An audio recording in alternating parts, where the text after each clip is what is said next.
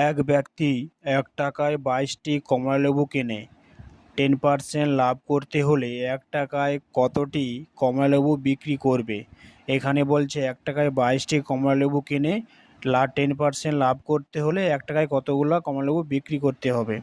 তাহলে আমার এখানে 10% লাভ বলছে, যেহেতু লিখি না 10% লাভে 10% লাভে বিক্রয় মূল্য কত হবে না ১১০ টাকা। ১১০ টাকা ক্রয় মূল্য যদি ধরি ক্রয় মূল্য ১০০ টাকা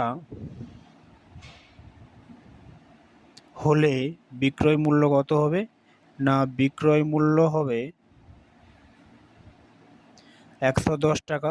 এইখানে 25% 10% লাভ বলে দিচ্ছে এত টাকা। এবারে বলছে আমার ক্রয় মূল্য যদি ১ টাকা হয় তাহলে বিক্রয় মূল্য কত হবে না ১১০/১০০। এই শূন্যে শূন্য কাটলাম, তখন কত হবে 11/10 টাকা। যেহেতু আমার এখানে বলছে ক্রয় মূল্য ১ টাকা, তাহলে বিক্রয় মূল্য হবে এই টাকাটা। এবারে বলে দিচ্ছে যে ১ টাকায় বিক্রি করে ১ টাকায় কিনে বলেছে। এবার তাহলে কি হবে না এই টাকায় বিক্রি করে কত ২২টি কমলালেবু।